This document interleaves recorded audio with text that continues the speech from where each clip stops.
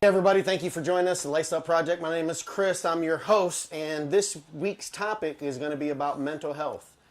Mental health among men is one of the rising problems in America. In fact, a statistic that was done for 2021, because they have to go through all the variables to indeed classify what's suicide. I believe that males 25 to 36 years old were 69% higher suicide rates. There was two classes. They were 69% higher, and the other class that was 69% higher is people from 75 to 85. So you can just imagine at that age, and the life, stuff like that happens. So you can kind of see that actually being a high statistic. The alarming rate is the 25 to 35-year-old, 36-year-old. That's an alarming rate. And not only has it raised amongst males, it's not even different classes. It's raised among white males. I think some of the reason for that is the opioid epidemic, and it's hit suburban America really, really hard. But anyways, today I'm going to have some people, and they're going to introduce themselves, and we're going to have a group discussion about mental health. I have Mike Jackson. This is Keith McFarland, and this is Justin Earhart. And so, if you don't care, Mike, tell us a little about yourself, what you do. My name is Mike Jackson. I spent most of my life in the construction trades, an electrician for quite some time, and then I transferred out of that, got into some contracting work. Things got kind of overbearing there, and so I took somewhat of a sabbatical. My wife, who was very, very, very supportive, said, "What have you always wanted to do?" And I was like, "Well, I've always wanted to be a captain." She's like, "Well, go do that." And I was like, "You can't just go do that." So she makes a couple phone calls, reaches out through some contacts. She's like, "I need you to be here to be on this boat at this time, Monday." There you go. So I did that for a while, got back into contracting, now do commercial retail construction, and just try to live as normal, basic life as I could possibly live throughout all the generous trauma I was allowed to experience along the way. So how many kids do you have? So I have 3 in total. 2 are still with us. One passed away in 2003. Actually, yesterday was 21 years since he's been gone. So he's been gone long enough to have become a whole grown man. Right. And so, you even if you have found a healthy way to get through what's ailing you mentally, you still have to live with it daily. Oh yeah, definitely. But I had both my kids very young, and then later on in life, after I was 40, I met the wife that I have now, and just an excellent woman. She had never had children, and it didn't sit with me for a woman that was just the epitome of what I think a good woman would be. The only woman I ever met that I would have been excited to show my grandmas, And so we have LJ now, and so there's a bit of a gap, 27 to 3, you know. Which I think is better because it's almost like a grandparent at that point at our age. Well, so so he is 2.5 years older than my granddaughter. Gotcha. And so my biggest battle in life right now is ensuring that I give my son the tutelage that he needs and my granddaughter the love that she needs, because we all know grandchildren, and I would be doing a great disservice to my son if I treated him like I treated my grandchild. Yeah, you can't. Yeah, That's two different levels. But with them being so close and my mentality that I have now, it's one of the biggest struggles that I got is to not spoil LJ like I do the baby. Yeah. So, are you originally from Georgia?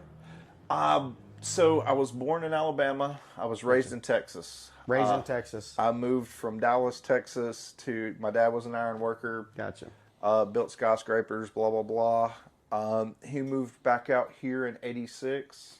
Gotcha. And dad had custody. Mom and dad had split custody, but they lived so far apart, you couldn't share. So we would go 1 year with mom and then 1 year with dad. And so we bounced back and forth. My freshman year in high school, I completed my freshman football season in Dallas, Texas, and then I moved to Georgia, and I was in Georgia for good. Gotcha. It was, and one of the hardest things to ever tell my mom was I wanted to leave forever, right? Oh yeah, that's for any kid. For all the reasons that I wanted to leave, I couldn't tell her. Right. And so I looked at my mom, and I was like, "You've done a great job raising a boy, but I'm fixing to become a man, and I need my dad to teach me how to do that." And so my mom was like, "Well, are you going to love me any less?" And I was like, "Well, no. I would Still love gotta you have more dad. for letting me go." And Right. so she let me go, and that's how I ended up here. All right, Keith McFarland, tell us about you. Yeah, man. Born and raised in Georgia. Kind of grew up in egg farming family, both sides. Moved a lot as a kid. I think between birth and fourth grade, I think I counted that I lived in 10 different places. Wow. Yeah. So all the oldest school friends I have go only back to 1980. Anyone before that, I don't make the remember cut. them all Yeah. because I was there for a year and we moved. And my dad was he worked for the government and that was part of what moved us around. But it was always in Georgia. Always lived here. Always well, not always lived here. Not till after I married, but went to high school up in Cherokee County. It's where I met my wife. Met her in the cafeteria in the lunchroom at the high school, and we dated for quite a long time, and then got married. We continued to live in Georgia for a few years, and then we moved to South Carolina for almost exactly 7 years, almost to the day. We lived in South Carolina for 7 years. Had 2 kids while we were there. We got a son and a daughter, so we collected the whole set. So we stopped. Right. Right. I wish that. Yeah. I know. That's how to do it. Got a son and a daughter. They're what are they now? Like 20 and 18. They're both in college, I I mean, believe. they're almost 21 and 19 now. So which is a really weird feeling. But they are both in college. And for anyone watching who knows anything about colleges, I got a son at Georgia Tech and I got a daughter at UGA. Oh, house divided. I love it. I love it. Gotta love it. And my wife went to Georgia Tech. So. Yeah. Well, that's not too bad. I went to Southern Tech. We didn't have a football team, so I kind of adopted Georgia Tech. So you kind of went to Georgia. But so we lived in South Carolina for a few years, came back. We always knew we'd come back to Georgia. Moved back to Georgia and moved here and have lived here ever since. And Now, what do you do? So I went to school for engineering, mechanical engineering tech to be specific. Did engineering for many years, a lot of construction work, a lot of living out of hotels, living out of construction trailers. That's not much of a stretch here. A lot of that worked, was involved in a business startup at one point, worked as a project engineer, lived plenty of my life either on construction sites or in cubicles. And then I heard that the dark side was a lot of fun, so I went to the dark side. And so now I do sales. Right. And it's engineered sales, right? And which I really, really enjoy. I cannot go back. Once you go that route, you can't. Once you go to the dark side, it's over. Yeah. Well, they have cookies. Well, and the dark side has cookies. And the good part about it, though, is what makes your job that I would imagine really good as being a salesman is it's business to business versus having to deal with every public person. You know what I'm saying? Yeah, and I feel like because I've had jobs in the past where you did deal with public, and I feel like there's honestly, I think there'd be a real benefit to most people if they could work a job for a year where you have to deal with the public. Yeah, public service job. That would give you a whole different mindset on a lot of things. And you would then not treat those people the same as like a lot of those people treat them. You would understand having worked in their role. I've had a little of that as well. But no, I really enjoy doing and so now I do sales. I do some, there's some engineering involved. I get involved with big projects and stuff. So most of what I do and have done for 20 plus years, 24, 29 years on is dealing with industrial steam systems. Gotcha. So large boiler systems and that kind of thing. Which, believe it or not, people still use steam. Oh, yeah. Use it a lot. Yeah, forever in a day. Yes, Just the way it's going to be. A lot. So that's what I do. Hobbies wise, it's probably just photography. Sold a sports car ages ago. Don't play golf. I don't fish. Don't have a boat. Got to do something. Keith doing Keith. Just cameras and photography for fun, and sell boiler stuff for money, I got you. and send a percentage of Right. our money to UGA. And Right, you're right. You got to pay the power bill there. Support your local university. Support your local universities and support local Boy Scouts. That's right. That's right. All But right. yeah, so that's me. All right. Next is my buddy Justin. Right? Tell us about yourself, Justin. I'm Justin Earhart. I'm not from Georgia originally, born and raised in California. I know. Look, I'm when out I of was here. born there, it was a Republican state. I looked it up, but anyways, I left California at 18, went in the military, spent 7 years in the Air Force, the security forces. Thank you for serving. Thank you for your support. Spent 2 deployments to Southeast Iraq and did combat tours there. And after that, got out, became firefighter EMT, and was one of the county fire departments going through their training after I was already certified in Utah. But going through Gwinnett County's fire program, and had to leave that due to military injuries that caught up to me pretty bad, and couldn't lift and do things that need to be physically anymore yeah. because of back Yeah. issues, because I have a severe degenerative disc disease. And so it got to a point where I was like, I don't want to be in a situation where I need to perform at a maximum save level. somebody and- yeah, I got and you. then, so I, left that and got into entrepreneurship, started in the financial industry, and then started a marketing company. And now we own, my wife and I own Smash Dash Rage Room, and we're focused on growing that to a pretty large Rage Room syndicate in different areas in the state and really the region. So. Got 3 kids and a grandkid. Yeah. So now, I see the pictures pop. yeah, no, Papa J. Yeah. So Love it. I was kind of, for the grandkid, it's kind of like at first, like, oh God, like I deal with it now. I'm like, where's that little? Yeah. Where's he at? I miss Enjoy. mine every day. So, for fun, my wife and I buy and flip storage units. I do thrift store flipping as well. It's kind of my, cocaine, where I go and find things for cheap and flip them for more profit on eBay. So most of my hobbies just revolve around helping people and making money.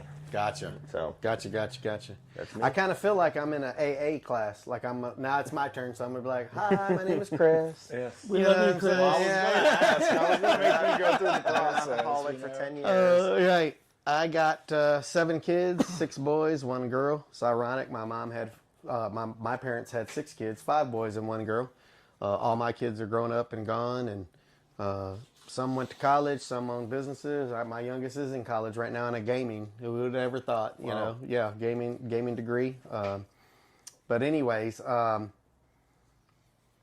reason why I wanted to all introduce ourselves is because you have 4 people that come from 4 different backgrounds. Some of them are tragic. One's not. One is physical. But the thing about it is we all had to face some kind of issue. We've all had to face some kind of things to get to where we're at. Because I can promise you, all of us wasn't saints. We've all got a background. I grew up in the city, with drugs and, gangs and everything else. You can still feel that experience anywhere, whether it's city or suburban America. It's like anything. You're going to find what you're looking for. If you're looking for a good time, you can find a good time. But I don't care where you are. You can be in Eaton, Georgia. And if you're looking for trouble, you're going to find that too. That's right. You know what I'm saying? And so one of the things that I would like to ask you guys, now, even though, do you feel sometimes now, even though that things have settled down and you've matured and you've aged and you've, used your tragedy or successes as wisdom as it goes on, how do you feel if you could go back to like if I could go back to my 15-year-old me, I'd be like, man, just discipline. Do it and get it done. I always talk about, I used to tell my kids, they'd wash dishes and they'd sit there and whine. And I did the same thing. It took me 2 hours to wash a whole set of dishes. That would have took 3 minutes. And if I'd have just got the dishes done, it'd have been good. My parents would have been happy, da-da-da-da-da. And sometimes life is that way. You know what I'm saying? And so I wish I could go back to the 15-year-old me, like, listen, man, just shut up and do it. Just do it. That education is going to mean the most, whatever it is that you're doing. You can go to that trade school, you can go, whatever. Because to me, mental health is almost like a mental health problem is almost like a luxury. Well, it's a first world problem. Right. It's a first world problem, but it's almost like a luxury because, like, the way we grew up, in the city that we grew up, how we grew up, I mean, it doesn't matter. You had to rescue yourself. I've been buying my own clothes since I was 12 years old. I've been on the street since I was, 15. You know what I'm saying? So we're in a car. Well, here's the thing. You're how old? Oh, 48, I think. 49, you're 48. Something like that. I'll be 47 this year. You're how old? Yeah. 35. Yeah. So 35. So you're the young I'm man. 52. I'll be 53 in June. So you're the, and listen, that's admirable. I'm finally looking forward to getting to like 50. Like Yeah, I enjoy getting older. It doesn't hurt. It doesn't hurt. nobody. Mama always Well, said, it hurts a little. right? It hurts a lot. Don't lie. But Mama always said, "Boy, you ain't gonna make it to 30." So I Right. didn't plan on it. That's right. And then when I got to 30, I thought every year after that was like a na boo boo, Yeah. right? And then so it was just free time. And then I hit 40. And I don't know what it is about that 40, but that snap crackle pop ain't in your cereal bowl no more. Right. And so you really you can say what you want to. I don't think most men mature until of course people mature at different ages or whatever, but I don't really think you understand what life is really about until you face the reality within yourself that you're not who you used to be. And that you're not invincible. Right. You're not, because until we're 40, we see ourselves as that 18-year-old kid who's in the best shape of our lives, blah, blah, blah, blah, blah. Forget that I was 317 pounds. Right. Forget that I was still, because what was I? I was farm strong, you know what I'm saying? Right. Like when something big needed to happen, you called Mike. Right. You know? Yeah. And so, and I'm sure you got that a lot too, right? Like, Didn't take care of your body. Yeah. Let's lift this trailer up, boys. You know? well, we could do it the right way or we could do it right now. Right. And so when you're a big guy, you have more opportunity to do it right now. Yeah. Which leads to 3 shoulder reconstructions, 2 hernia operations, Right. so on and so forth. Lost my whole point. Anyway, go ahead. No, I understand what you're saying. I think for men, maturity is a repeating process. At 18, I knew it all. Because I've been on my own since I was 15. I know it all. And then when I got to like 27, 28, I was like, well, maybe I'm not so smart. I'm a dummy. Let me pay attention. You know, and then I get to 38 and I'm like, well, I done lived. I know it all. And now I'm 48. Now I'm dumb again.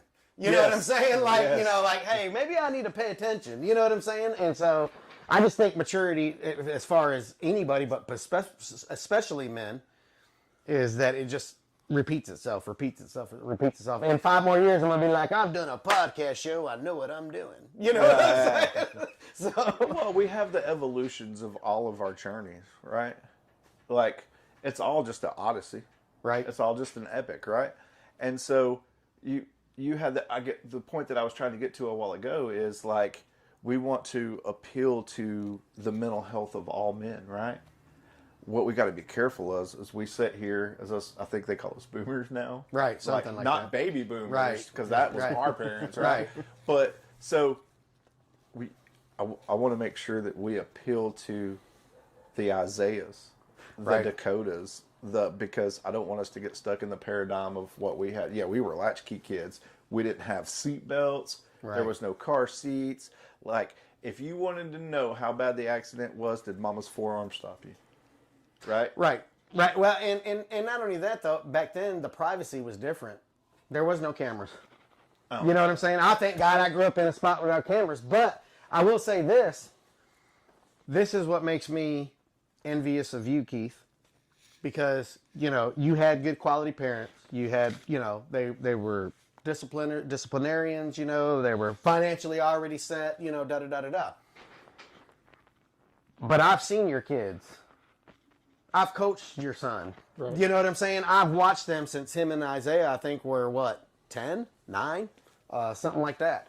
And the thing about it is, I know for a fact I probably would have committed suicide had I had to go. If they put a gun to my head and said, you have to go to college and learn how to become this engineer, there's no way I could have done it. No.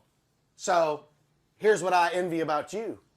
You were able to do that. That's hard. We all couldn't do it. No. Maybe you could have. I mean, you've had a real educated career in the Air Force, but what I'm saying is you were able to do it. You were able to raise good kids, but I guarantee you had your problems. Like, Oh, yeah.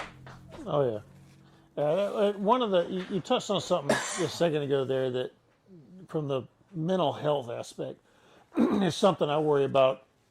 I don't worry about as much right now because my kids are getting a little older. They both turned out marvelous, and I'm not worried about them in their decisions. They know how to make good decisions, and that's great. I'm very happy about that. But I did worry about it quite a bit when they were younger, and I still worry about it to some degree, certainly for younger kids. Was something you touched on about everything's recorded now. yeah, Okay, and I know all the kids out there, they've heard this crap. They've heard people our age talk about this before, but it's true. Nobody recorded anything. It was a very big deal for someone to grab a VHS tape, slap it into this gigantic camera, and throw it on their shoulder and point it in your direction. I mean, it wasn't like somebody was going to very secretly, I'm going to record that guy when he's doing that right there. Right. You didn't have that. That wasn't. CIA had that, I guess. right, Yeah. But normal people didn't have that. right, And something that I was so concerned about as my kids were, elementary school, high school, etc., is believe it or not, I remember what it's like to be a teenager. I was there, and holy crap, did we do some stupid stuff? Oh, yeah. Man, we did stupid things, Yes. and thank God there's no record of it. And what really concerns me from the mental health standpoint of it is today some kid, let's say a high schooler, does something goofy, maybe stupid, maybe a poor decision, whatever, just something. It gets recorded, and then it gets shared, and then 14 million people have seen it by the time they get home. that's right. Okay. The mental and psychological impact of that on that child, they're a child, okay? The psychological impact on that kid is mind-boggling. I mean, I can't even fathom what that does to someone. And it's terrifying. It's really, and that was something I was really scared of with my kids, like, because I know they're going to cut up and they're going to do goofy things, whatever. I mean, I get that. That didn't bother me. Yeah. What I was concerned about was, God, what if somebody recorded it? What if somebody records it and posts it, Yeah. and then everybody sees it, I'm gonna kill myself. and then I've got to try to mitigate that. Talk to my kids. Hey, just chill out. Don't worry about it. I understand it's embarrassing or it's whatever. This will Right. pass. But then you're thrown into that situation where you're having to deal with that, and that's something that is, I think, a very, very serious problem today. Oh, it is. with kids and even with adults, but with kids especially, is that everybody wants to record everything all the time. So you don't have to record everything all the time, and you certainly don't have to just share everything. There's an empathy aspect there. It's like, okay, well, think about what That this other person. think about what it does to that person. They love If to watch you people take this fail. video and put it online, Yeah. would you want them to do that to you? And that's something that really bothered me for quite a long time. And I'm, like I said, my kids are older now. They're in college. They're doing much better, but still, even in college, Oh yeah. it is something I've was concerned about for quite a while, and still am to some small degree. But I think it's a problem that doesn't necessarily have an easy solution at the moment in our society. Well, I don't think society understands how large that problem is. And case in point, when you was telling me about that, I was thinking about, there was this couple, they were somewhere, whatever, but they had one of the Echoes or the Alexas in their house, blah, blah, blah, where they're having a very intimate, private conversation, right? And then the guy's phone rings.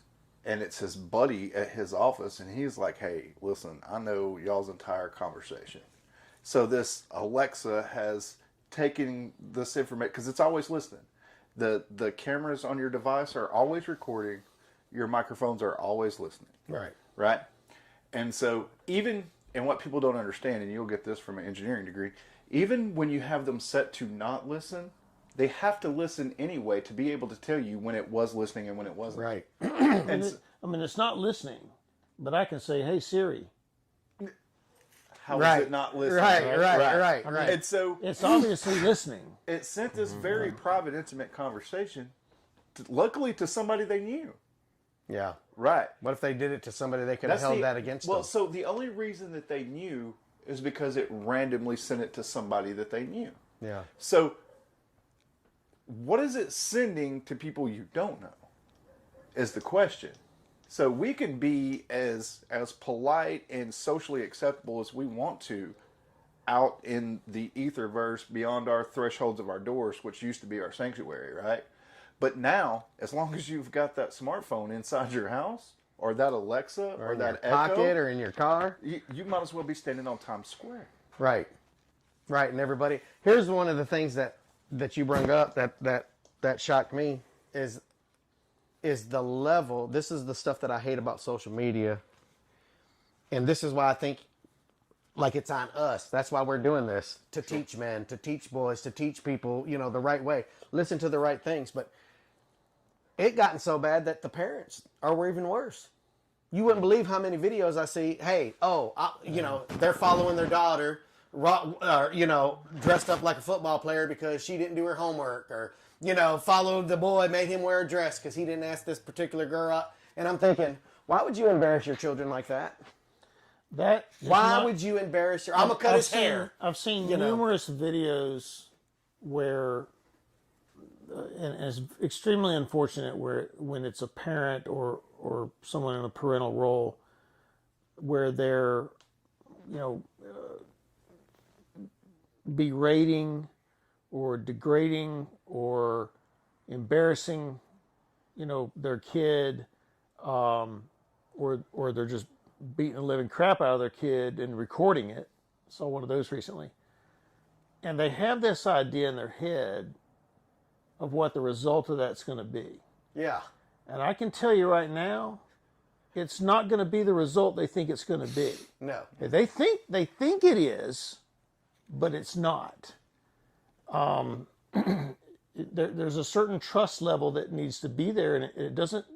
It's not something you have to start working on when your kid turns 12. No. Okay, it starts when your kid's born. That's right. And it continues until they leave the house. Yeah. That's right. You have to build and create a trust relationship. I have no concern, and I know, like, my kids can come to me and talk to me about anything. That's right. And that's great. Yeah. And it's nobody's business. That's right. In the world. That's right. Except mine and theirs. Yep, that's right. And it took that's not something that happens overnight, and it's certainly not something you try to start building when they're 12. Mm-mm. That has to begin way, way, way back. Yeah. And the moment you start doing some of the things like those examples he's talking about, all that's gone out the window. Forget it. They're not going to trust It's you done. with anything. It's done. Okay, they're not going to. The kid's not going to come to you. To talk to you about sexual things or drug things or gang things or issues that their friend is having or that they're having, because they've learned not to trust you. No, And so they're going to go find somebody else to trust. Right, and that's one of the danger there, especially if it's sexual. right. The danger there is that the predators recognize that. Yeah, yeah. They know how to find Fine. Yep, the girl or boy yep, who doesn't trust their parents. yep, And they know how to go in and go, oh, hey, you trust me. yeah, And then that leads to very bad I know things. exactly where you're coming And that's yeah. I saw a video from. recently. You I saw a video recently. Some guy beating the living hell out of his daughter, who looked to be very, very young. Yeah, yeah. Because he found out she was sexually active. Like, well, hey, newsflash. Right, right. You'll never know Your when she's daughter's pregnant. a teenager, Yeah. and guess what? Teenagers are sexually active. Wow, biology 101. Welcome to the real world. But the one thing I caught for that, when I watched that, and you've obviously seen the same video, I'm thinking, well, okay, she's never going to come to you with anything again That's right. Never. at all. And not only that, now she's going to go do it out of spite. Spite, yep. Not because she was curious, not because her body's changed, none of that. No, now she's doing it to piss off her dad. Yeah, yep. And that's not the relationship you want with your kid. Well, it's not going to work. In all fairness, you motivated her. Correct. You did motivate her, but Right. you didn't motivate her to Not the right direction action. you think. That's right. And that's why I've always tried to be open and honest with my kids, and I feel that they've been able to come up and talk to me. And here's the reason why: I expect you to mess up, like me and you have 2 kids, Okay, 3. I got 7. All right, so now all it is a mathematical equation. I expect 2 or 3. You know what I'm saying? Or going to be in trouble. But here's my thing. play the laws, Come and talk to statistics. me now while it costs a couple $100. Don't come and talk to me where I got to hide you in another state. Yeah, You know what I'm saying? Because I ain't never going to give up my kid. You know what I'm saying? Right. But let me ask you something, Justin, because Justin mentioned earlier how he owns a rage room. You see a lot of people come in there.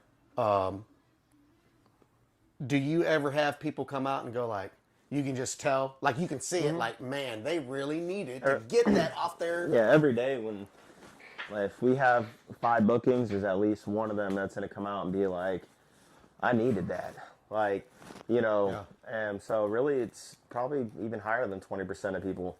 We even had people who, a majority of them come because it's a fun thing to do, from the rage room to the rage painting acts. There's just different fun activities. We've had people who've gone into the rage room and started, and then we've seen people who started just like punching the hell out of a TV, cutting their hand open, and like being consoled afterwards by their family members. And we've had people who recently came where they lost their, I think 8 or 9-year-old to cancer. And so like we have people who come and deal with multitudes of things, or people just don't even know that they are dealing with multitudes of things. Right. And Then they get through that rage and you're like, I remember. yeah. We had a lady who she stopped by and she had a big jar with like seashells in it. And she's like, can I leave this with you guys? And I'm like, yeah, sure. I'm sure someone will break it. She's like, it was my mom's. She just passed away and she was super abusive to me growing up.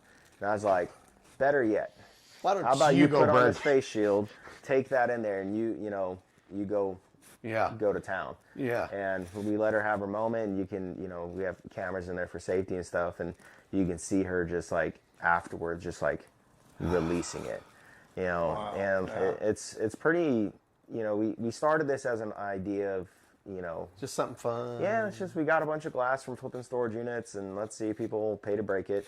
A lot of people pay to break it. Yeah. And we've even had behavioral health units that deal with, young teenagers, bringing them out to help deal with some of their, traumas they've gone through from being molested growing up, and Yeah. so we see a lot more trauma unraveling with people and just like being released. So Yeah. that's been probably So the biggest That's the thing for biggest. us. So here's what I want to focus on now, gentlemen. And this is what I feel is the current problem right now. I wish, and we're not trying to bring politics or religion into this or anything like that, but I believe as Georgia residents, we got a $1,500 tax rebate or something last year or this year or something. I can't remember what it was. You know, the amount of tax that we got back could have funded the Rome Hospital. The closest mental health facility in this area is Peachford in Atlanta. Yep, it's closed down. It's closed down in Rome. I want to touch on this because dealing with mental issues, and I'm sure that Mike's gonna, because we've grew up in a rough area. And let me tell you something. I'm man enough to say that the problems that I did, the problems that I've faced, 99.9% were they're my fault in the end. Did people help? Yes, they did. You know what I'm saying? It's, nobody ever gets the whole story, but I guarantee you, if you can go to some people that are on death row right now, like, hey man, tell me what really happened. Well, that bastard abused me my whole life. Or he raped my kid. Or people don't know, hey man, kill him. Because I guarantee you, shot pedophiles in the head, they do not reoffend. Shot child abusers, pet abusers, anybody that's just, you know what I'm saying? Yes. But the problem that I have is this, is that there is no avenue for men. There is no free avenue for men. You know what I'm saying? And people don't understand it's a domino effect. You hear a lot of people, they get out of prison. Well, let's just say you serve 5 years. 5 years, which most of them are serving more than that, 15, Sure. 20. 5 years, these guys are on a program. No. They know at this amount of time, nurses come in with this medication, and they're going to get this food, and then, you've reached parole. Poof. Yes. Well, now what? Well, Nurse Jackie always gives me my pill at C block at 8:15. It's 8:15 in the morning at Calhoun, and I haven't even took a bath. Right. There's no follow through. So what happens to these guys? Well, they're not prepared. They're not prepared. You can't go from somebody raising you like a kid to instant adult. Get out. Right. They're not going to go to that doctor appointment. It don't even matter if it's, now if you don't, you're going back to prison. So, Right. I'm sure a lot of them, I know I would, if I couldn't make it outside, I'd just go back to prison. Well, I know I you get become my meals. institutionalized. There We all you seen go. Shawshank. Yeah, you know what I'm right. saying? There you go. And so the problem that I have is in society, especially with the TikTok influencers and Instagram influencers, I think that a lot of women have created this false sense of, hey, if you say your feelings, well, then you're a punk. You're a puss. You know what I'm saying? And guys end up, Well, all they're doing is reinforcing what the really hard men that raised all of us were saying. I was going to say there's nothing new to that. Right. So Yes. the whole internalization of feelings for men, that's not new. No, that's what makes you a been- man. Your Yeah, ability to that's be been able a- to do that and still function. Yeah, It's it's the been that way philosophy. for 1,000 years, probably. Real you know. men don't Yeah. cry type philosophy. Yeah, yeah, put Right. some dirt in it, walk it off, blah blah blah, Right, stiff right. upper lip, whatever. Like it's not. It's only a flesh wound. It's a Yeah. lie. It's a lie. Right. Look, dude. Yesterday morning, I made my post about my 21 anniversary of my son passing. Right. Yeah. I laid in my bed next to my wife, next to my kid, and for all the years, last year was bad because it was 20 years. Right. This year's bad because he's 21. He's been gone long enough to be a man, right? That's right. And then next year, I think is probably going to be the worst because LJ will turn 4, and Jacob was 4 when I lost him. Right. And so I'm going to have to go through a whole year watching this boy be that age, to no fault of the boys. Right. But there's so many similarities between the two. Right. And so I can't not look at him and think of him. That's right.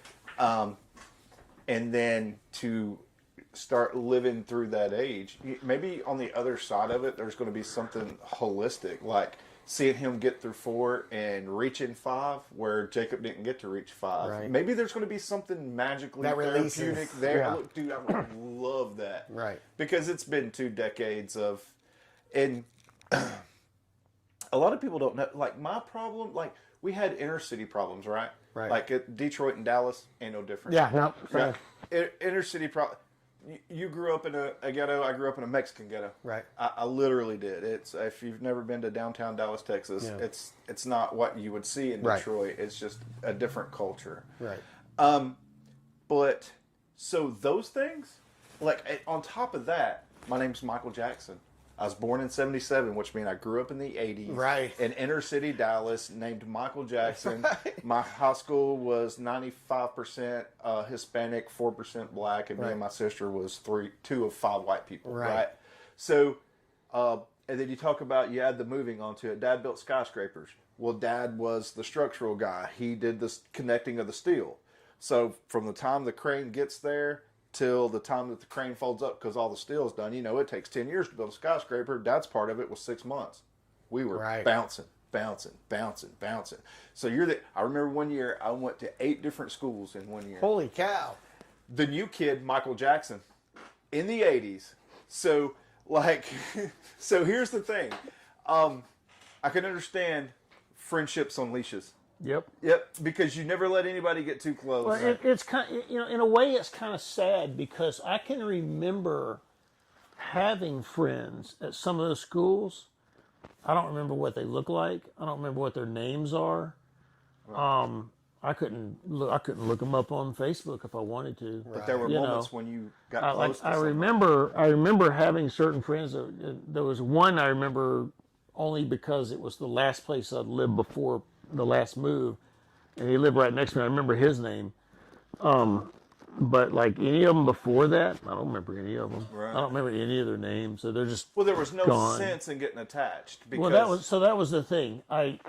You learned at a very young age not to bother getting attached.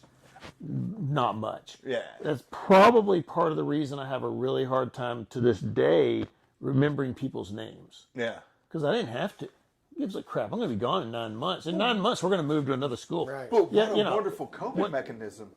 Okay, now that's the other thing. Had a great coping mechanism. Correct. Okay, really good at that. I can like turn things off like a switch. It's kind of creepy. And the ability to almost instantly read someone. Yes. I could make Almost discernment. It's very weird. And this comes in handy in sales. Walk up to someone just cold first time I met them, and within seconds I can tell what kind of demeanor I need to have because I can read it off of that person, and I can gel with that person usually very well. Yeah.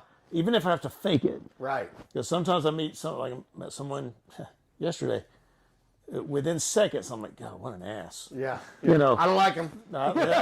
Within seconds, I was like, oh, I don't like this guy. Yeah. But I knew how to Handle him. how to work that until I was able to get the heck out, get the heck away.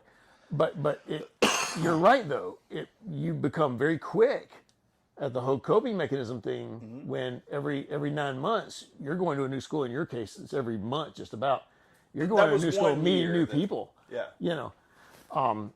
But yeah, you don't remember names. You don't bother. Well, that was so.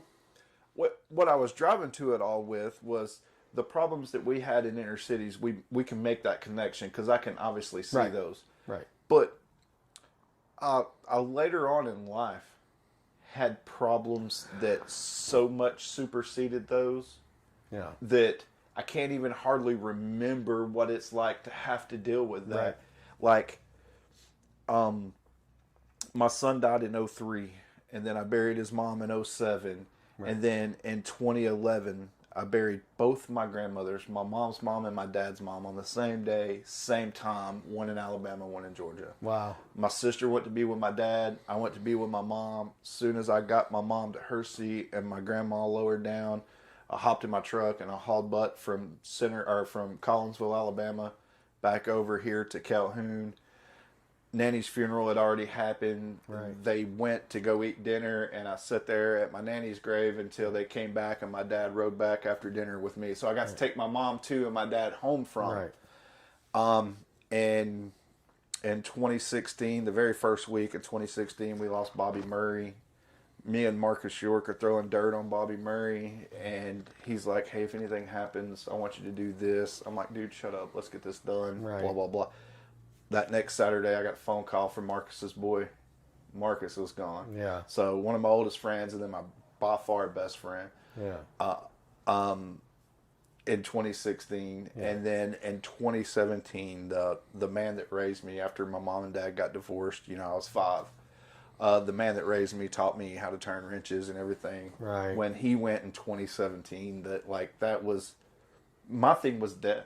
Right. I never learned how to cope with it because I did everything a good man should do. I choked it down. I pushed it down. The worst thing, you're talking about those emotions, the worst thing that I've ever been able to do in my entire life, flip that switch. I know it. That's the hardest thing for me too. No, that's the worst thing I've ever done. It's easy for me to flip that switch. Yeah. I can do it so easy. Like, so we bury our own. We throw the dirt on our people, right? And so something happened in me the moment that I stuck that shovel in the ground and I put dirt on my son's casket. Yeah. Something in me broke. Yeah. Something. Yeah. I don't know if I could explain it, I would. Well, it's just not a natural thing to do. No. Again, you hear there's like 5,000 languages in the world. Yeah. All of them have, like in ours, if you bury all your brothers and sisters, you're an only child. If you bury your parents, you're an orphan. If you bury your husband or wife, you're a widow or a widower. There's no language on the planet that has a word that I know of. Yeah. That has a word for a person that's buried a child. Lost a parent. I lost a kid. Yep. It's such an unnatural order of events. That's right. It's interesting. I never thought about that. You're right. Yeah. So what do you call that person? What do we call that in English? Yeah. You Interesting. don't. Never thought about that at all. You don't. That's one of the things my parents, my parents died within a week from each other, my mom and dad. And I was like, you lucky bastards. Because we're talking about kids. You bring up a good point. LJ's going to be 4. Watching him go through that 4. Dude, when I had 7 kids, I was scared all the time because here we go, mathematics. Yep. Okay. Yep. If 2 kids die per year and I got 7, I'm at a higher risk that my kids by 50% is going to die before yours does. Yeah. You know what I'm saying? And so you're always thinking like, where's all the kids? I remember we went to Louisville and I was counting. These guys were small, and I was counting 1, 2, 3, 4, 5, 6, 7. 1, 2, 3, 4, 5, 6, 7. You know what I'm saying? You just count, and so that's one of those angst that you worry. But it's not. My parents were lucky; they didn't have to bury a kid. I hope I never have to. You know what I'm saying? I don't. Listen, I would not wish that on anybody. Right. Yeah. Listen, wait. The devil. I wouldn't wish it on the devil. Yeah. Wouldn't wish it on Biden. Right. Wouldn't wish it. Whoever. Wouldn't wish it on anybody. And for the people that know exactly what I'm talking about, again, like, only they can relate. What a horrible freaking club. Yeah. You know what I'm saying? Like, why couldn't I get Mile High Club? Why couldn't like? There's so many clubs out there. And you stuck me with this one. Yes. Yeah. And so, but again, there's my ex-wife. She did not survive it. Right. It was a handful of Klonopins. Yeah. I tried to get her all the help. I tried to tell DFACS. She had family that worked at DFACS. We couldn't let her look bad, so we covered for her. And then, you can only take Klonopins by the handful for so long before you just don't wake up, So let me ask you this. Yes. How do you feel? What are some of the things that you use as I don't want to say coping mechanisms, but what are some of the things you use to help you with, like, because we're never going to fathom that, you know. I mean, at this moment we're not, but what are some of the coping mechanisms, or what's helped you on your journey, you know? Well, they're all coping mechanisms. Some are healthy, some aren't. I explored various unhealthy coping mechanisms. Woohoo! Bye, Felicia. Yeah, I know, right? Weight limit. Comedy is a good one for me. Yeah. That's how we did for our rough growing up comedy. Yeah. Make fun of it. I'm very quick-witted. I'm very, I'm in the moment, ever present, and it just, sometimes we all hear it at the same time I do. Yeah. I seen a meme, and it was like, it had Robin Williams and Chris Farley and blah, blah, blah. Check on your funny friends. Right. Right. They ain't wrong. Check on your funny friends. You hear, that's the thing you hear. Yeah. Well, he was just planning a party, you know, or he was Yes, happy but as can also be, Ted you know? Bundy was the best neighbor. You know what I'm saying? Like, Well, trying to be the funny kid's a great way to blend in quickly as the new kid at school. Yes. Right? When you're jumping from one school to the next, Yeah. right. you can either show up and be the really tough bully guy, Right. or if you're the funny guy. or if you had the frame I had, you tried to be the funny guy. Right. You know? Well, that was me. So all the Right. way through school, I was 5'5" and $150 in high school. Right. Really? Yes, I was got very, you. very small. I didn't hit a growth spurt until like 19. Yeah. I went from like 5'5" to 6'2", but I went from 150 to 170. Right. Like, it was bad. Yeah. So, but I learned real quick how being a minority, people are like, oh, you don't know what it means to be a minority. My high school was 95% Hispanic. Yeah, I went to Yellow Longfellow Mitchell- Middle School in Flint. I think I was the only one of 3 Mexicans there. It was all black. So just because I'm white doesn't mean I don't know what it's like to be a minority. Right. I had to learn another language to communicate with people at my high school. Right. You might as well have dropped me in Juarez. Right. You know right. what I'm saying? Right. You could, it's just Yeah. different, right? But I learned real quick, comedy for de-escalation. Yeah. Yep. Like, Absolutely. nobody wants to punch the funny kid. Right. Right?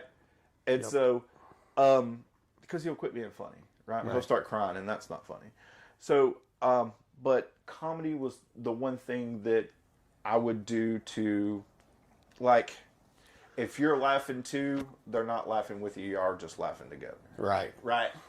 Which is kind of a dumb mentality, but whatever. Alcohol, I tried alcohol, copious amounts of alcohol, not the best coping mechanism. I took myself to rehab. I had a very bad wreck, and I thought that I was an alcoholic, you know, in the worst of ways. And so I went to Bradford over in Warrior, Alabama, and I went through a 30-day course, you know, where I learned, well, I put myself in there. I checked myself in. Most everybody that was there was forced to be there. Right. Where I was like, okay. I need help. Right. And so, but I was ignorant to the help that I needed. And because I was ignorant to the help that I needed, they couldn't properly evaluate me to see what the help was I needed. Yeah. And then on the last day there, the head psychiatrist was speaking. Well, what I didn't know was that everybody that worked at that rehab had a connection to that rehab. The psychiatrist had a fentanyl addiction. And he had went through and he had beaten that, you know, and blah, blah, blah. And then, you know, the lady that ran the cafeteria, she started working there because her husband had to be put in there. And she seen what that place meant to him and what it done for him. And she went to work in that kitchen, you know. Yeah. And so everybody there had a connection there. Our cabin leader went through there, you know. Yeah. Her telling her story when she checked in was just wild, Right. you know. And so I left. I went back out in the world. Like, not drinking was easy. I had the pills that if I even used alcoholic mouthwash, I would just vomit, blah, blah, blah. But the thing wasn't, the one thing that they taught me was if you've ever wanted to not drink and couldn't, you're probably an alcoholic. And I was like, well, that's not me at all. So what is my issue, you know? I got back out in the world, and then I woke up in Charlie Sheen's motel room, man. I woke up one day, and there was, like, stuff all over the credenza. I looked this way because this arm's numb. There's a chick. I look this way. There's, oh, my God. And then I look up on that credenza, and, like, there's needles. And that terrified me because I've always said, no matter how bad of a person I was, I ain't I was gonna a shoot little up. bit better than the person that shot us. Right. So when I woke up in that hotel room, I was like, Right. so I jump up and I go to the bathroom, right? And I'll start checking webs, right? I'm looking everywhere. Make I'm in sure you between my didn't. toes, right? Yeah. Like I lift up the sack, I check Right. what happened, because I Right. don't know. I Right. don't remember nothing. Right. And then I see that I'm okay. Probably one of the most unchivalrous things that I did was run out, because when I heard that hotel room door slam, I thought, I don't even know if they're breathing. Right. Went back in there, air, gotta go. Yeah, we're good. They were good when I left. Went and checked myself back. I don't even know who rented the room. Right. You know, went and checked myself back in rehab, and that psychiatrist pulled me in. He was like, that didn't take you long. He's like, are you ready to listen? I was like, about what? He was like, about what your problem is. I was like, well, what do you think my problem is? He's like, your problem is you don't know how to deal with grief. Right. You've lost so much, Right. and you've packed it in so tight Right. that you're just a powder keg. Yeah. You know, you're an unstable body just vesseling around. Yeah. And I'm like, well, what do we do about that? And he was like, well, you got to understand that there's nothing you can do about it. So let's teach you how to live with it. Right. And so it was at that point that I started learning healthy coping mechanisms. Right. If, like yesterday, you and I had the conversation. Yeah. Yesterday was 21 years. I wanted to drink so bad. Yeah. But I know what happens when I drink to avoid. Right. You know, like I can go have a couple of beers. That's fine. You know, Right. my wife, she just had her 20th anniversary from Yeah. Mandate Police Corps, whatever. Right. So we went there.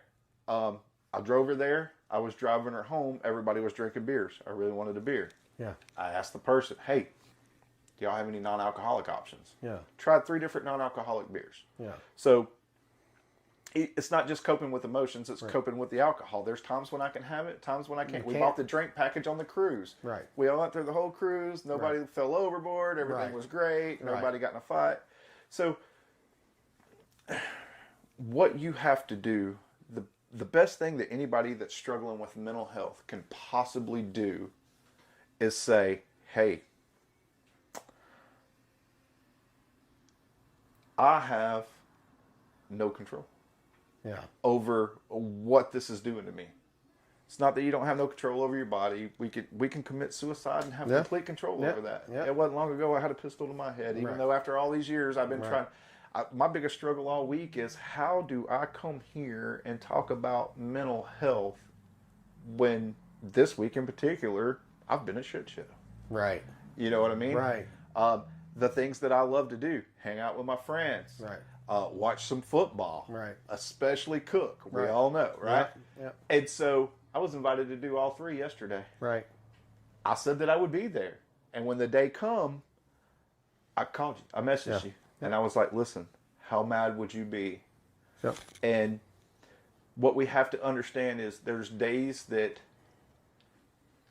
we either stick our head underneath the covers or we just go out full bore into the world, right? The really important days are not the days that you lose underneath the covers, are not the days that you spend blazing a path out into the world. It's those days when you can't blaze a path, but you don't spend them under the covers. Yeah.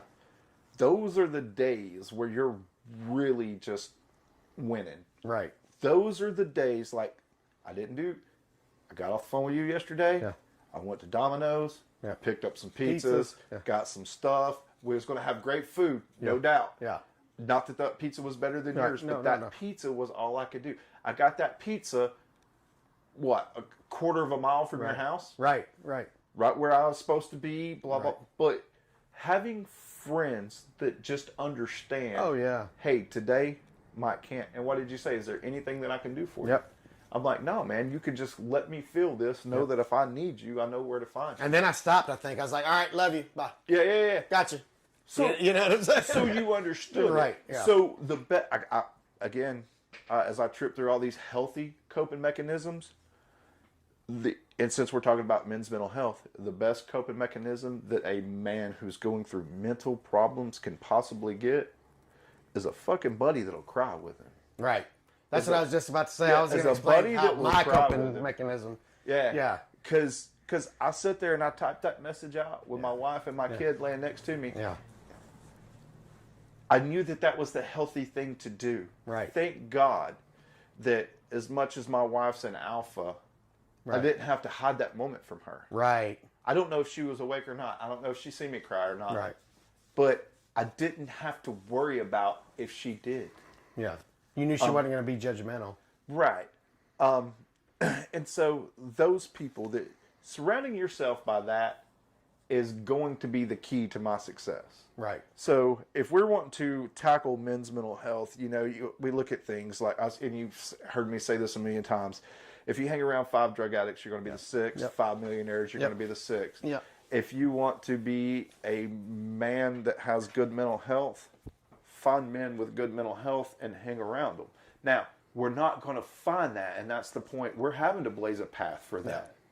And so we're our 4, our 5. We got to get your kids in on this. We got to get my kids in on this. Let me ask you something. I'm going to ask you these 2 questions, and I'm going to give mine, and that'll be the final for the show. I mean, we can sit here and be like, well, Keith's lived a great life. That don't mean that Keith ain't never had no problems. You could be rich and have plenty of problems. You know what I'm saying? Everybody thinks I do all this lavish stuff and I'm rich. And I'm like, I'm not rich. I'm irresponsible. There's a difference. You know what I'm saying? Right. You know, you only die once. I'm going to live every day. You know, we're good. But anyways, what are some of the things that you, feel that you, how you've handled some of yours? And then I'll let you answer the same question after him and give a simple advice that you would give to anybody. So probably looking back, it becomes easier looking at this stuff when you get like into the 50s. And, I'm 52, maybe 53 later this year. And especially after you have kids and they've grown through the ages you were at certain times of your life, etc. So like I said, we moved a lot when I was a kid. And then my parents got divorced when I was about 7 or 8. I think it was around 8. Or as I like to say, that's when they informed me that they were getting a divorce. I don't know if they necessarily got a divorce. They may have gotten a divorce earlier and they waited till then to tell me. I don't know because they weren't really living together a lot for a while there. And so, from that point then, okay, now I had 2 single parents, and they both remarried. They're both doing great. Probably the greatest thing they ever did was that they, as far as I know, maybe they fought like cats and dogs. They never did it in front of me. But you didn't know They never did it in front of me or my sister. Right. You know, in front of us, they got along great. And I give them all credit for that. I mean, that's marvelous. For the divorced people out there who are, maybe they're watching this right now and maybe they're, they use their kids as chess pieces against each other. I'm telling you, that's not, like we were talking about earlier, that's not going to have the effect you think it's going to have. Okay, trust me. Yeah. Trust me. Greatest thing my parents ever did was they were amicable about it in front of us. Like I said, they may hate each other behind closed doors. I didn't know it. Yeah. They didn't. They actually got along very well. But looking back on it, you mentioned like your son, being 3 or going to be 4, whatever. I went through kind of a similar thing when my son reached the age where one day I just realized I'm like, I was his age when my parents got divorced. And that really messes with your head a little bit because you're like, oh man, am I gonna get divorced? Like you start, it really, well, not so much that you kind of see it from a different viewpoint, because it's like suddenly you're looking at your kid as being you, right? And it really had a pretty big effect on me mentally, psychologically. And my wife and I talked about it a bit at the time. And it was very interesting going through that, growing past that point to where I no longer thought about that. But my son and daughter, there's 2 years between them. Well, it's the same as me and my sister. There's 2 years between us. Right. So there's very similar parallels there that I could watch as they were growing up. Me and my sister. Always got along great with both my parents. That was never Come on. an He was issue. like, Thank Mom says she's goodness. going to get me the Nintendo. Yeah, right. Yeah. Yeah. I mean, thankfully, that was always good. I always had a phenomenal, loving relationship with both my parents, and so that's not one of those things I could ever point to. So, oh, this is a horrible point in my life. No, that was always marvelous. But at the same time, you're growing up with a single mom in the '80s. Yeah. Okay, y'all don't know dick about inflation. Okay. You're gonna go put that on the record right now. Okay, you think this is inflation? You ain't seen nothing. Yeah. All right, the 1980s. Go back and look at some of the old car commercials. Yeah. Financing at your local Honda dealer starting at 13%. I mean, it was a different world. Yeah. And and I was growing up with a single mom with 2 kids, Right. living in a double wide trailer. She didn't make a lot of money. In the 80s when you couldn't afford shit. Right. I mean, prices were out the roof, Yeah. We rode around in a Toyota Corolla station wagon. I mean, that was the car. My dad, he was an engineer with the government, but and I don't necessarily think he made a lot of money doing what he did. You was self-taught rich. He lived a very, very frugal life. So he had chicken houses. He had a couple of chicken houses. He was disciplined. He lived in a single wide trailer for many, many years. Until I was a teenager before they built their house. I grew up in that kind of lifestyle. I know for a fact there used to be maybe they still exist. I don't know. There used to be a group called the JCs. Mm-hmm. Used to be the JCs and JSETs, and then they just kind of combined the JC. I remember getting Christmas gift one year from the JCs. Right. And that kind of stuff sticks with you as a kid, and I knew, like, even at my tiny, and I mean tiny, little elementary school, like you could tell, like, who really came from some money and who didn't. But it was all very relative. We were all poor. Right. But oh wow, he can afford Coca-Cola t-shirt, Coca-Cola sweatshirts. Right. Yeah. Wow, he must be rich. Right. I got mine at Goodwill. That kind of thing. That was his old Coca-Cola sweatshirt. Yeah, right. Yeah, I'll be wearing that next year. Right. And you grow up that way though, and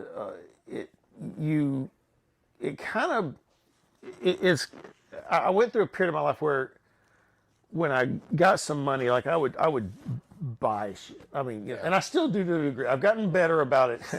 In recent years, I've gotten better. But when you grow up not having stuff, That's right. it's really hard when you start a job, you start making some money to not just go get something that you want. Yeah. And I went through that. I did. I've had things. And it took me a while to get past that point and get a little more comfortable with not having to have this or not having to have that. Sure. And a lot of it just came from just not having stuff. Now, that being said, growing up like that, it does give you a certain hunger for wanting to do this, wanting to achieve or get to a certain level. And for a long time, when my kids were really young, before I knew what they were going to do, I worried a lot about that because I'm like, my kids want for nothing. Right. Okay, I'm like my wife and I do better than our parents could have ever hoped to have done. Right. And so as a result, my kids grew up in a world where, like, they got stuff. They're not spoiled, but they got things. Yeah. Right. Much more so than I ever could have hoped to. Yeah. And for a long time, I was concerned about that. And I've got a good friend I grew up with. He and I have known each other since 4th grade. Yeah. One of the oldest friends. And he's in a similar situation. He does very well. And we've had conversations. Our kids are almost the same ages. And he's like, man, I worry about it, because they want for nothing. Like, they have everything. Yeah. Anything they need, like, we get it, Right. And we worried about that. Now, I'm not worried about it anymore. I can tell now my kids got a good head on their shoulder. I've tried to instill that into them. Again, you don't start at 12. Right. You start at baby. 1. Yeah. Okay, you start very early. And I've tried to make sure that they understood as they grew up. It's like, hey, you got to understand, like this isn't normal for people to have what we have. Like you need to understand. A lot of your friends aren't going to have this. Yeah. This is not the norm. Yeah. And I tried to make sure they knew that growing up. So from the whole struggling thing, mental health thing or things I've dealt with, obviously the moving around a lot, that I'm sure had impacts even to this day that I'm still picking out and figuring out. For quite a while, because I'd see my dad every other weekend. So every other weekend we go spend time with Dad, which was awesome. And for quite a while, it took me a long time, well into adulthood, to really get what I would consider to be a healthy understanding of what the relationship needs to be between a husband and wife. Man, because that wasn't you didn't in my grow up house in that. for a long period of my life. There was a period of time where that wasn't there. Now they both remarried, but there was a bit of time there where that wasn't something that was subjected to every day. In very formidable years. And seeing the whole gamut of good days, bad days, normal days, boring days, you didn't see that because it's just mom. It's just dad every other week. Right, it's mom or it's just dad. And so it took me a while to figure some of that out. But probably and I do look back on stuff like you mentioned the Nintendo. Okay, Nintendo was like that was like late '80s. Right, I didn't even have one. That was my friend got one of those. Right. We had the Intellivision. Yeah, everybody went to their friend's house. Yeah. But probably the big one. I've looked back on this so many times. This was in '80. What year was it? '82, I think. The Commodore 64 came out. Oh yeah. I think it was '82, '83, something like that. And you could get the VIC-20, or you could get the Commodore 64. Yeah. Okay, and if you look back at what those cost at that time in the '80s. Oh. Yeah. Dude. You had to be rich. They were expensive. Yeah. Yes. And we But got they came with the Pong paddles. well, not the Commodores, yeah. Well, yeah. And the that year we got the Commodore 64. And like at the time it's like, holy crap, we got the 64, playing with DOS, typing DOS or not even, no, it wasn't even DOS. I'm sorry, it's before DOS, basic. Right, Yeah. yes. But I've looked back on that and looked at what it cost, and then looked at, like, okay, that much money in 1982, what would that be worth today? What is that? It's $2,200. Yeah, you're like, holy cow. And it's like, yeah, there's no way my mom was able to afford that. So there's no doubt, like a bunch of people probably chipped in, to make that happen. Which makes it even more special, because you look at it, you're like, there's no freaking way. Yeah. She works for some insurance company, bringing in that living kind of in a money. single wide trailer, making Right. $300 a week, Right. and she just bought an $800 computer. No, Right. Yeah. That didn't happen. but that kind of stuff, what I look back on very fondly. But yeah, there was a bit of stuff in there, that you knew when you weren't rich. Right. Like you can tell when Right. when other people have things and you don't. Right. It's not clueless to you. I got you. As a kid. Yeah. I got you. Yeah. I got you. You catch on real quick, but then it makes you want to. Usually makes you want to achieve. Depends on how. Yeah, It that's why I've worked as hard as I it have. affects different kids different ways. Right. Yeah. And but yeah, it took me a little while to get over wanting to just buy things to have things. Yeah. Which I I got you. still do to some degree, but I've gotten better. I got Now I you. need to sell things. Right. All right. So let me ask you this, because, I feel that people serve into the military, it's really an unselfish thing. It's one of the most unselfish things that you can do.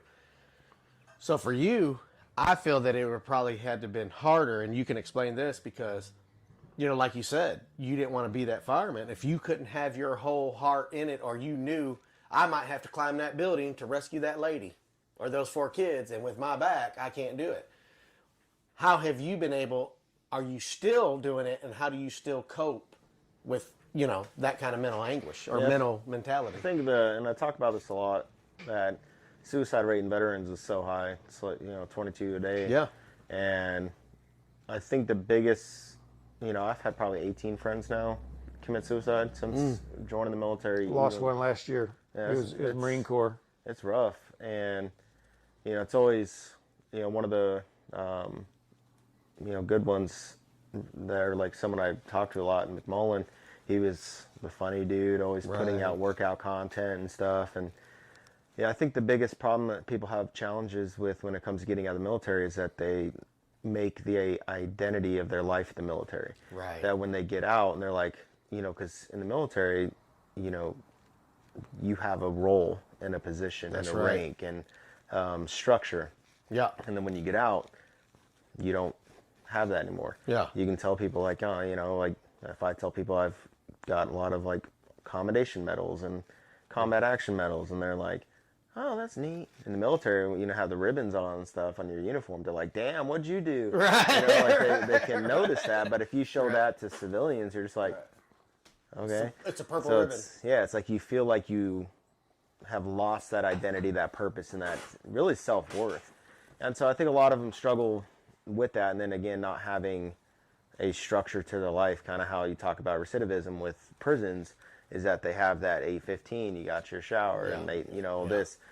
Granted, when you've been in the military long enough and you're no longer like in the dorms and stuff, you're, a little different, but you still have PTs at 6. You got to wear this today. Yeah. And so I struggled a lot with that when I got out. When I was active duty, I had a suicide attempt, and then a few years ago, had a suicide attempt while I was drunk. And every time it came from alcohol. Like, I'm gonna kill myself. Like, so it's never like they say alcohol is one of the things that helps bring out the real things that you got going on. Yeah. So when it comes down to actually dealing with that, is that you have to understand that your identity as a man or as a human being, as anything, is not tied to a position, a rank, job. Right. You have to find the things that you can be tied to yourself. So instead of being, combat vet, firefighter, like tying my identity to that, I focus on what I can do as a person to be tied to. So I can be someone who's honest, who's trustworthy, that you can count on, the big dude who can lift those things, that you call up. And you start tying your identity to things like that you can actually build on internally, then you don't have as much emptiness. Right. Your self-worth goes You're up. useful. Yeah, exactly. That, and I don't mean to interrupt you, but that's something very interesting about environment, because the problem coming from the military world, I relate it with first responders because my wife and her, but coming from the military world, everything that you've worked for, everything that blah, blah, blah, is not even recognized in the civilian world, right? And so that's your loss of identity. And so now you make this great evolution to mental health, right? And you get to where you're living your everyday life. And it's some of the best. You may have been to Fallujah. You may have been to the, Korengal. Traveled. Right. So, but now all those things that you've learned to survive coming back home, completely useless there. Yeah, there's actually documentaries of the Korengal Valley that Restrepo, they were really good. That they actually, Sebastian Younger was the videographer that actually went out to the Korengal, and you got all these, and he actually has a TED talk about it. That's actually like really good about how it's like you're taking 19, 20-year-old kids, putting them into combat environments, especially in the Korengal, where they were receiving about 20% of the contact in all of Afghanistan. And where Restrepo was just sitting. a tiny little thing in the middle of a valley. Have you seen that? Restrepo? Oh, it's good. Oh, it's worth your time. I've got both of them. It's worth watching. I got Yeah, you. and so Sebastian Younger's TED Talk is really good too, and he basically said that in August or sometime in the summer that things were like temperatures are hot and like 100+ degrees consistently, and nothing was going on. There's no action popping off for almost 2 weeks. And he said he's literally, got these 19, 20-year-old kids out there like, oh my God, somebody please shoot at us. Right. And, Right. and they're insanely bored. Right. And then, you start thinking about, then you take people from that environment and then they get out. And then you had an itch there's that no, you couldn't scratch yeah, for all and, that time. I've been shot at. I've had IEDs go off on convoys and stuff. Right. And then being 19, 20, 21 years old, having all that stuff happen. And then you come out, like I was almost in a motorcycle accident afterwards, and I didn't have an adrenaline dump. Like, when you should have, I was like, okay. Okay. And there was Used times. to it. Yeah, I mean, and there was, there's people, I didn't know them personally, but while we were deployed, the same career field we had with security forces, that they were killed in combat in different areas. And, you start really thinking about it. It's like, I've seen people who've been killed, having dealt with first responders. You respond to people who, they wake up and their father living in the house with them, 7, 8 years old, and being so inundated and around death. And plus my dad dying at 16 and, going from doing, living a decent life to my mom being a single mom, raising 4 kids now. And, they had like 50 grand of life insurance and that was it. And living in California. That ain't That was gone tomorrow. Yeah, seeing her struggle, but we never went without. She had to, she'd sometimes working 3 jobs just to make sure that we had stuff. And, That's right. You start seeing that then, kind of talking about how you get raised to like, then you kind of work into your adult life. Like my wife right now, she's raised her kids. She has 2 kids, and I have a daughter from another marriage that, you would never know that we were a blended family. But having seen my mom struggle and do what she's done, and then my wife, she was a single mom for a long period of time, and she had horrible relationships before me, and then she found me, and Right. things went well. But I look at how there's some issues that we work through together, but it's like we connect each other because I've seen what it's like for a single mom to struggle. So I know what she's gone through, and I can kind of see that as a perspective from a kid that, our kids may not understand the struggles, as a kid. Our parents always tell us, like, when you have kids, you'll understand why we do this. Yeah. And you're like, shut up. Like, Then you have kids, and you're like, Oh, I knew what you were get talking it. about now. So, but when it comes down to the identity of yourself, you have to stop focusing on, what you've done and focus more on who you are as a person. Right. And we're always growing, it's evolution. You're always going to continue to grow. Yeah. Being the youngest out of all you old people, it's a lot of wisdom. That's why I listen a lot. It's like, we come from different areas, different everythings, but when you look at the mental health and everyone else who watches this, and social media plays a big issue with it. People rent Lambos, rent out Airbnb mansions and shit, put it on social media, and these 19, 20-year-old kids, instead of, trying to figure it out, now they're like, oh man, they've got all this shit figured out by 24 years old.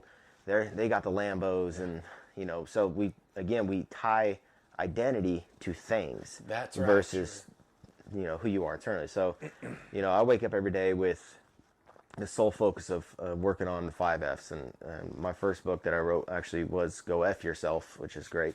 And there's the 5 F's that talks about faith, family, fitness, finance, and fun.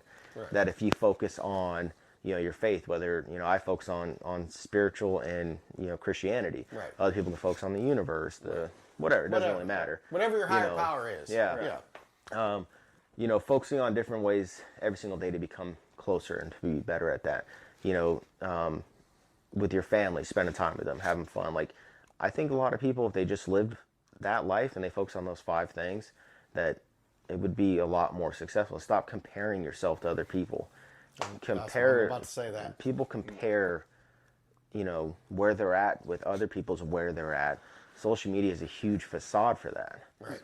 One of the things you touched on there about, the people that go out, they'll get the Airbnb and the Lambo and do that whole thing to make it look like they're a millionaire or whatever. I've known several millionaires, some of whom were multi-millionaires many times over. and their everyday lifestyle is shockingly dull. Right. I mean, I'm sorry, it really is. It's just boring. Yeah. They're not flying on their private jet It's to go not. get It's French not fries the. in It's France. not the Hollywood version Right. of Right. millionaires. What Hollywood portrays as millionaires are either millionaires for the moment because they have a lot of income coming in right now, Right. and the moment that income goes away, they're going to be broke, Right. or they're billionaires. Okay, Right. billionaire, that's a whole different. That's a whole different world. Right. The multimillionaires I've known, they're driving a 40-year-old pickup truck. Right. You couldn't tell they had money. They're wearing coveralls. They live in a house that's built in 1950. Right. I mean, it's maybe they cut their grass this week, maybe they didn't. It's a shockingly mediocre looking, to just look at it, lifestyle. Right. And what people don't understand, what the younger people need to understand, some of them understand it, but what they need to understand is that person can quit his job right now and they can live that way for the rest of their life, period. Right. And never have to draw another dime working for someone. Right. Because their lifestyle cost is below how much they make in interest off of whatever their assets are. Right. And that's perpetual. Okay, they can live that way for the rest of their life. They can die and then leave a ton of money to somebody else. Are they jet setting around the world? No. Do they have a private jet? No. Are they taking a Mediterranean cruise every week? No. Right.